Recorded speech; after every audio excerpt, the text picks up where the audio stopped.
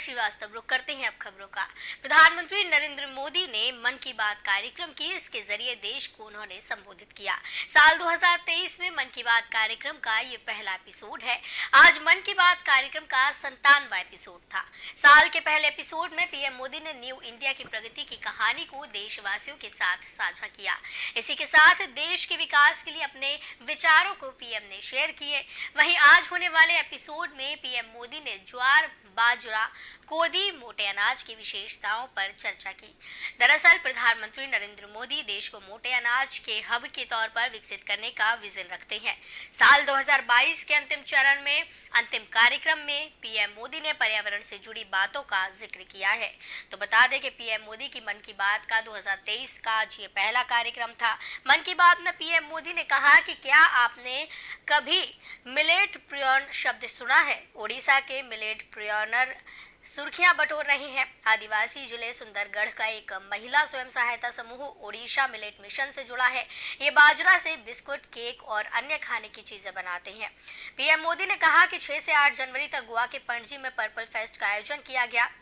दिव्यांगों के कल्याण के लिए अपने आप में एक अनूठा प्रयास था, जिसमें 50,000 से अधिक लोगों ने भाग लिया। इस बात को लेकर रोमांचित थे कि अब वे मीरामार बीच का भरपूर मजा ले सकते हैं। मन की बात में पीएम मोदी ने कहा कि भारत दुनिया का सबसे बड़ा लोकतंत्र है और हम भारतीयों को इस बात का गर्व है कि हमारा देश लोकतंत्र की जननी भी है।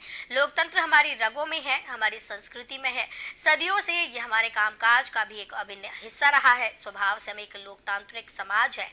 मन की बात कार्यक्रम में पीएम मोदी ने यह भी कहा कि टोटो, हो, कुई, कुवी और मांडा जैसी आदिवासी भाषाओं पर काम करने वाले कई महान हस्तियों को पद्म पुरस्कार मिल चुके हैं। यह हम सबके लिए गर्व की बात है। सिद्धि, जारवा और ओंगे आदिवासियों के साथ काम करने वालों को इस बार भी पुरस्कृत किया गया है। पीएम मोदी ने मन की बात में कहा कि पद्म पुरस्कार विजेताओं की एक बड़ी संख्या आदिवासी समुदायों और आदिवासी समाज से जुड़े लोगों से आती है। आदिवासी जीवन शहर के जीवन से अलग है, इसकी अपनी चुनौतियां हैं। इन सबके बावजूद आदिवासी समाज अपनी परंपराओं को बचाने के लिए हमेशा आतुर रहता है। अपने खास कार्यक्रम मन की बात में पीएम मोदी ने गणतंत्र दिवस को लेकर देश भर के लोगों ने साझा किए अपने विचार। कर्तव्य पथ पर आयोजित गणतंत्र दिवस समारोह का पीएम मोदी ने मन की बात में भी जिक्र किया है। मन की बात कार्यक्रम में आज 97वां एपिसोड है। मन की बात के 100वें एपिसोड बेहद खास होंगे। ये एपिसोड अप्रैल महीने में टेलीकास्ट किया जाएगा, जिसके लिए केंद्र सरकार ने लोगों को और जिंगल बनाने की प्रतियोगिता का ऐलान किया है। ये कंपटीशन 18 जनवरी से शुरू हो चुका है, जिसके लिए लोग जिंगल बनाकर जमा कर रहे हैं। लोग 1 फरवरी तक जिंगल सबमिट कर सकते हैं। साल 2022 के दिसंबर महीने में आयोजित मन की बात कार्यक्रम में पीएम मोदी ने साल भर की उपलब्धियों की देश के लोगों के साथ चर्चा की थी। अपने खास मन की बात कार्यक्रम में आज पीएम मोदी ने देश के लोगों से भारत की नई प्रगति के बारे में बात की है।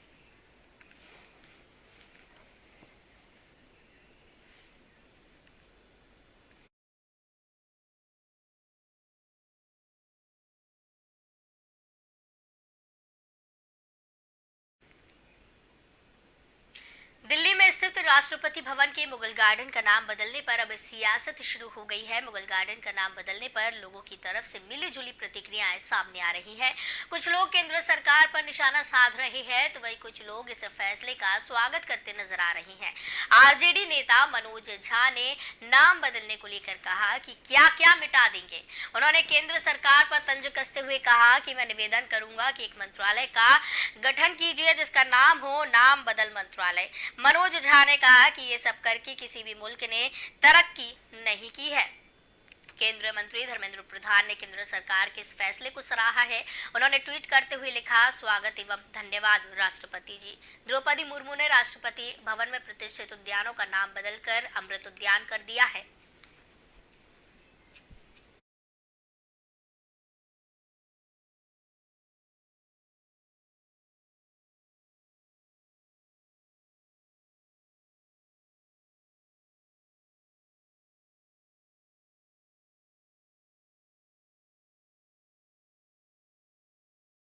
ये नाम अमृतकाल के लिए भारत की आकांक्षाओं को दर्शाता है। देश विदेश के सैलानियों को लुभाने वाले ऐतिहासिक मुगल गार्डन का नाम बदल दिया गया है।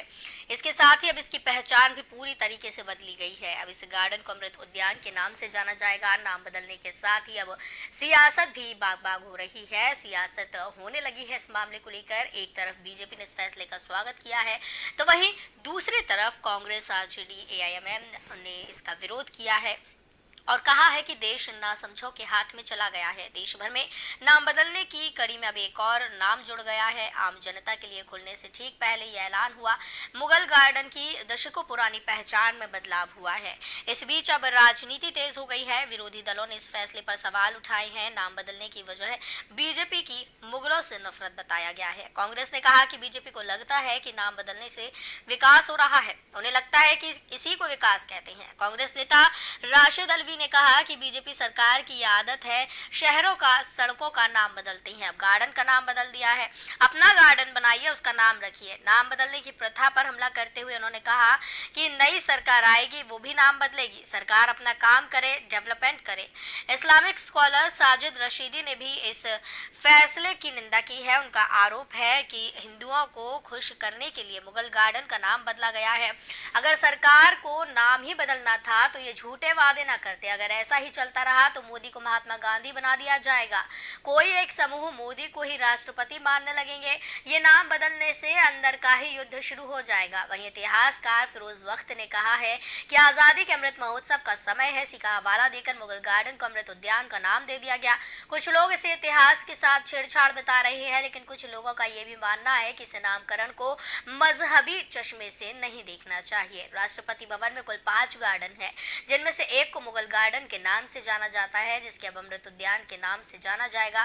15 एकड़ में फैले अमृत उद्यान में 138 तरह के गुलाब, 10,000 से ज्यादा ट्यूलिप और 70 अलग अलग प्रजातियों के लगभग 5,000 मौसमी फूल हैं। इसका डिजाइन साल 1917 में सर एडविन लुटियंस ने तैयार किया था।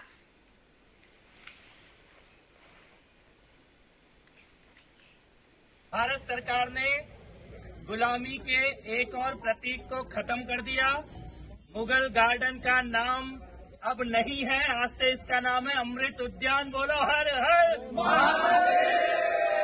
वहीं इस मामले को लेकर एआईएमआईएम के प्रवक्ता वारिस पठान ने बीजेपी सरकार पर निशाना साधा है और कहा कि क्या मुगल गार्डन और टीपू सुल्तान गार्डन का नाम बदलने से देश का विकास हो जाएगा, बेरोजगारी खत्म हो जाएगी, क्या पेट्रोल डीजल के दाम में कमी आ जाएगी, और क्या बोले वारिस पठान, आइए आपको सुनाते हैं।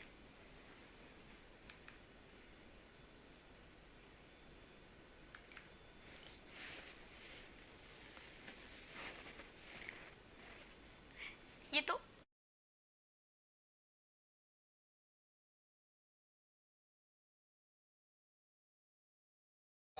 सबका साथ, सबका विकास, सबका विश्वास सिर्फ एक जुमला है, एक ठकोसला, एक झूठ है, कुछ नहीं है। विकास के नाम पे भी बीजेपी कुछ नहीं है। 8 साल से बीजेपी सरकार सत्ता में, डेवलपमेंट के नाम पे सिर्फ एक ही काम करना जानती है, वो नामकरण। अब मुगल गार्डन का नाम चेंज कर दिया। अरे क्या नाम चेंज करने से देश का जो युवा बेरोजगार घूम रहा है, क्या उसको रोजगार मिल जाएगा? क्या ये जो पेट्रोल डीजल गैस के भाव इतने बढ़ते जा रहे हैं, क्या वो कम हो जाएगी? नहीं होएगा ना।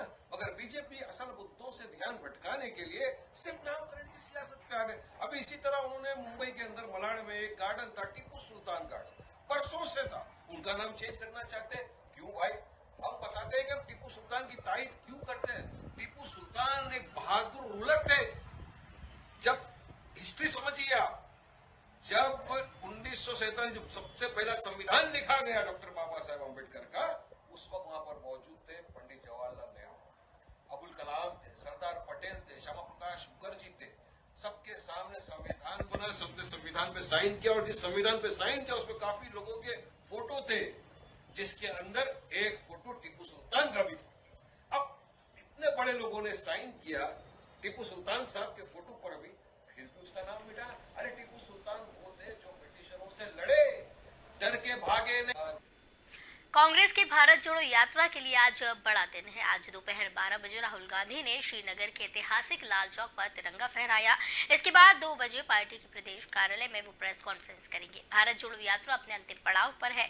30 जनवरी को श्रीनगर में इसका समापन होना है। कांग्रेस ने ट्वीट कर लिखा कि एक पदयात्रा कन्याकुमारी से कश्मीर तक नफरत को हराकर दिलों को जोड़ने के लिए असंभव सी लगने वाली भारत जोड़ो यात्रा इतिहास के पन्नों में दर्ज हो चुकी है, जो आज पंथा चौक से सोनवार चौक तक जाने वाली है और लाल चौक पर गर्व से तिरंगा फहराया गया है। राहुल गांधी की भारत जोड़ो यात्रा जम्मू कश्मीर में है। राहुल गांधी ने श्रीनगर के ऐतिहासिक लाल चौक पर तिरंगा फहरा दिया है। राहुल गांधी के लाल चौक पर तिरंगा फहराने को लेकर पुलिस प्रशासन अलर्ट मोड में था। पूरे इलाके को सील करने के साथ ही आम लोगों की आवाजाही पर यहां पर रोक लगा दी गई। कांग्रेस के पूर्व अध्यक्ष राहुल गांधी की भारत जोड़ो यात्रा अपने अंतिम पड़ाव पर है। तमिलनाडु के कन्याकुमारी से शुरू हुई यह यात्रा 14 राज्यों से गुजरी, 3,970 किलोमीटर की दूरी तय की और अब जम्मू कश्मीर की राजधानी श्रीनगर पहुंच चुकी है। कांग्रेस के पूर्व अध्यक्ष राहुल गांधी ने रविवार को यात्रा के श्रीनगर पहुंचने पर ऐतिहासिक लाल चौक जाकर तिरंगा फहराया। राहुल गांधी के श्रीनगर शहर के ऐतिहासिक लाल चौक पर तिरंगा फहराने के कार्यक्रम को लेकर पुलिस प्रशासन भी एक्शन में नजर आया। सुरक्षा व्यवस्था को देखते हुए लाल चौक को सील कर दिया गया और आम नागरिकों की आवाजाही पर रोक लगा दी गई। राहुल गांधी के साथ इस दौरान उनकी बहन प्रियंका गांधी और पार्टी के वरिष्ठ नेता भी नजर आए। इससे पहले राहुल गांधी की भारत जोड़ो यात्रा आज सुबह 11 बजे पंथा से हुई। राहुल गांधी की भारत जोड़ो यात्रा के दोपहर में श्रीनगर के लाल चौक पहुंची। पंथा से शुरू हुई भारत जोड़ो यात्रा के दौरान राहुल गांधी के साथ उनकी बहन प्रियंका गांधी वाड्रा, कांग्रेस के कई वरिष्ठ नेता और पार्टी की जम्मू कश्मीर यूनिट के नेता और कार्यकर्ता भी मौजूद रहे। इससे पहले रविवार को भारत जोड़ो यात्रा की शुरुआत से पहले राहुल गांधी ने ट्वीट कर सरकार को घेरा था और पीएम मोदी पर सवाल उठाए थे। राहुल गांधी ने ट्वीट कर कहा कि आज जो कश्मीरी पंडित बीजेपी सरकार से पूछ रहे हैं कि हमारा राजनीतिक इस्तेमाल करने के अलावा आपने हमारे लिए क्या किया है, जवाब है प्रधानमंत्री जी। गौरतलब है कि श्रीनगर का लाल चौक एक जमाने में देश विरोधी गतिविधियों के लिए कुख्यात था, लेकिन धीरे धीरे वक्त बदला, हालात बदले और आज स्थिति ये है कि जिस लाल चौक के पास जिंदगी संगीनों के साए में घुटती थी, वहां तिरंगा पूरी शान से लहरा रहा है।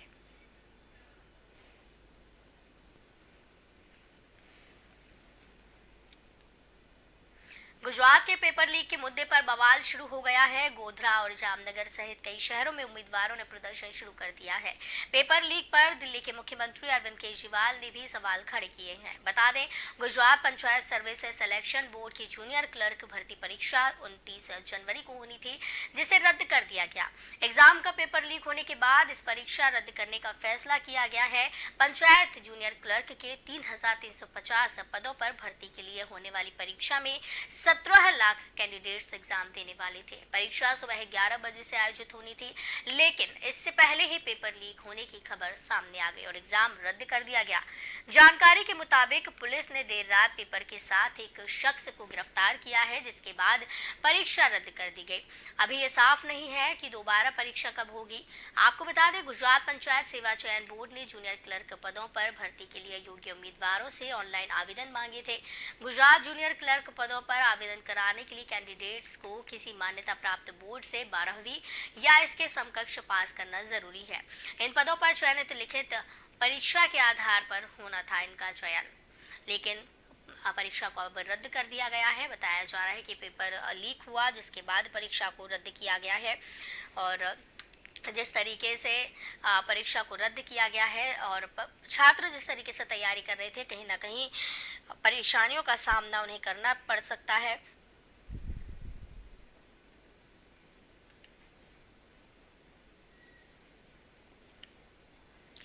आपको बता दें, गुजरात एटीएस ने पेपर लीक मामले में एक बहुत बड़े स्टेट गैंग के शामिल होने की भी बात की है। एटीएस ने बयान में कहा कि हम पिछले 4 से 5 दिनों से ह्यूमन और टेक्निकल इंटेलिजेंस के माध्यम से नजर रख रहे हैं। क्वेश्चन पेपर के साथ ही आरोपी को पकड़ लिया है। 15 से ज्यादा लोग गिरफ्तार किए गए हैं। गुजरात जूनियर क्लर्क भर्ती परीक्षा पेपर लीक मामले में गुजरात एटीएस के हाथ में एक बड़ी कामयाबी लगी है। गुजरात एटीएस ने 15 से ज्यादा लोगों को गिरफ्तार कर लिया है। पकड़े गए लोगों में 5 लोग राज्य के बताए जा रहे हैं, जबकि 110 से ज्यादा गुजरात के बाहर के हैं। एटीएस की टीमें गुजरात के बाहर भी पेपर लीक मामले की जांच कर रही हैं। इस बीच पेपर लीक से नाराज अभ्यर्थी सड़कों पर उतर आए हैं और विरोध प्रदर्शन कर रहे हैं। गुजरात एटीएस ने एक बयान में कहा कि हम पिछले 4 से 5 दिनों से ह्यूमन और टेक्निकल इंटेलिजेंस के माध्यम से नजर रख रहे थे। हमने क्वेश्चन पेपर के साथ ही आरोपी को पकड़ा है। वहीं 15 से ज्यादा गिरफ्तार किए गए हैं। आगे की जांच चल रही है। एटीएस ने इस मामले में बहुत बड़े इंटर स्टेट गैंग के शामिल होने की बात की है। उनके काम करने का एक अलग तरीका होता है। सरकार की ओर से ऐसी घटनाओं में जीरो टॉलरेंस के निर्देश दिए गए हैं। इस मामले में शामिल पाए जाने वाले लोगों को बख्शा नहीं जाएगा। एटीएस सूत्रों ने बताया है कि पेपर गुजरात के बाहर लीक हुआ।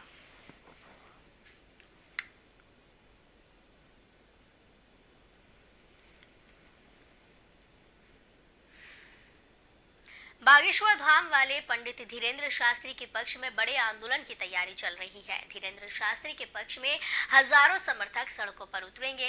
रविवार यानी कि आज गुना में विशाल रैली का आयोजन किया जा रहा है। इस रैली में नेता, छात्र, समाज सेवी, सांस्कृतिक संगठन, व्यापारी, बजरंग दल, विश्व हिंदू परिषद समेत कई संगठन शामिल हो रहे हैं। पंडित धीरेन्द्र शास्त्री के समर्थन में पूरे शहर में पोस्टर, बैनर लगाए गए हैं। रैली का आयोजन यूनिटी पार्क अंबेडकर भवन के पास एबी रोड गुना में किया जा रहा है।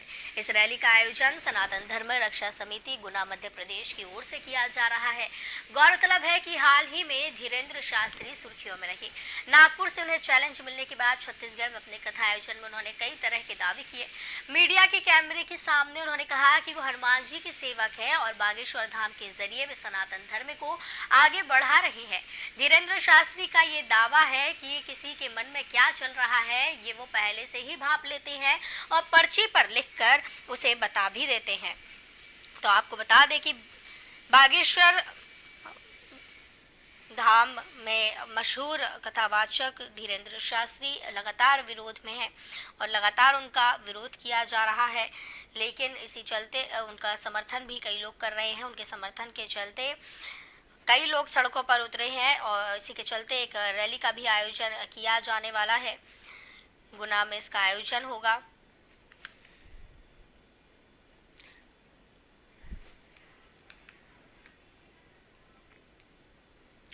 तो इंडियन मुजाहिदीन के आतंकी शहजाद की मौत की खबर सामने आई है। एम्स में इलाज के दौरान शहजाद की मौत हुई है। इंडियन मुजाहिदीन के आतंकी शहजाद की मौत हो गई है। वो तिहाड़ जेल में बंद था और बीमार था। बाटला हाउस एनकाउंटर केस में उसे साल 2013 में सजा हुई थी, जबकि इसके 2 साथी आतिफ आमीन और मोहम्मद साजिद मारे गए थे। शहजाद की उम्र 22 साल थी। तबीयत खराब होने पर पहले उसे जीटीबी अस्पताल भेजा गया था, जिसके बाद दिल्ली के एम्स में उसे रेफर किया गया। अदालत ने उसे बाटला हाउस मुठभेड़ मामले में इंस्पेक्टर मोहन चंद शर्मा की हत्या और अन्य अधिकारियों पर हमला करने का दोषी ठहराया था। आपको बताते चले कि इस दौरान इलाज के दौरान उसकी मौत हो गई है। बाटला हाउस मामले में भी आरोपी बताया गया था। 2013 में उसे सजा हुई थी, जबकि इसके 2 साथी आतिफ आमीन और मोहम्मद साजिद मारे गए थे। शहजाद की उम्र लगभग 32 साल थी। तबीयत खराब होने पर पहले उसे जीटीबी अस्पताल भेजा गया, इसके बाद दिल्ली के एम्स रेफर किया गया।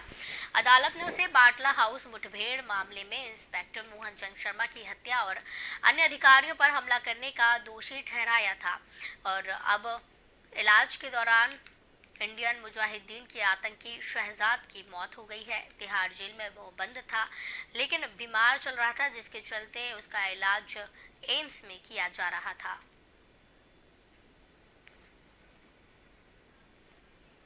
गणतंत्र दिवस समारोह के औपचारिक समापन का प्रतीक बीटिंग रिट्रीट समारोह आज आयोजित किया जाएगा। विजय चौक पर होने वाली बीटिंग रिट्रीट समारोह के लिए दिल्ली पुलिस ने यातायात के व्यापक इंतजाम किए हैं। दिल्ली पुलिस ने एक एडवाइजरी जारी कर दी है।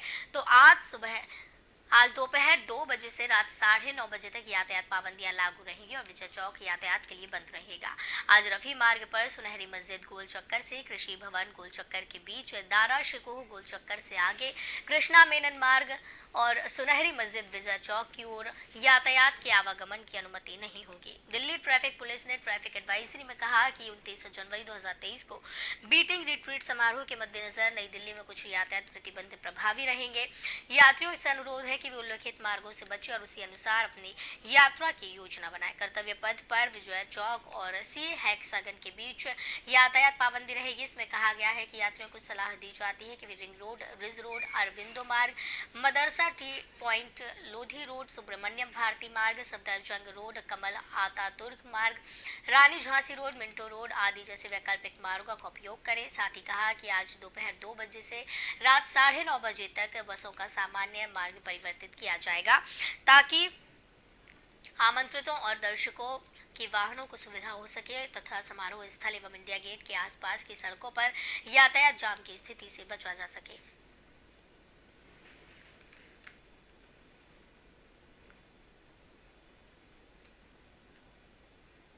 ईरान के सेंट्रल शहर इस्फहान में ड्रोन से हमला किया गया। एक सैन्य संयंत्र में एक जोरदार धमाके की आवाज सुनी गई। हालांकि ईरान के रक्षा मंत्रालय ने बताया है कि यह एक नाकाम ड्रोन हमला था। सुरक्षा अधिकारियों ने बताया कि इस हमले में कोई हताहत नहीं हुआ।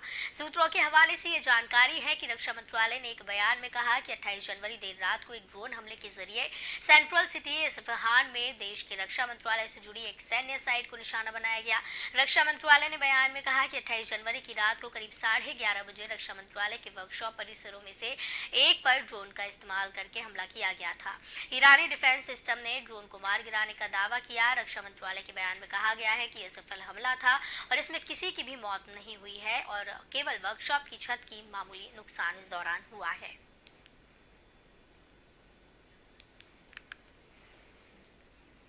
उत्तर पश्चिमी ईरान के पश्चिम अजरबैजान प्रांत के खोल शहर में शनिवार रात भूकंप के झटके महसूस किए गए। रिक्टर स्केल पर भूकंप की तीव्रता 5.9 मापी गई।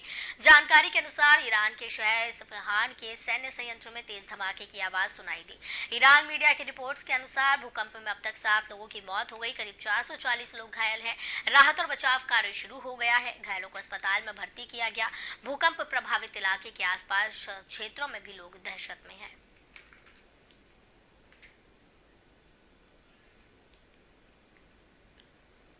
तो ओमकार न्यूज में फिलहाल इतना ही। मुझे दीजिए इजाजत। नमस्कार।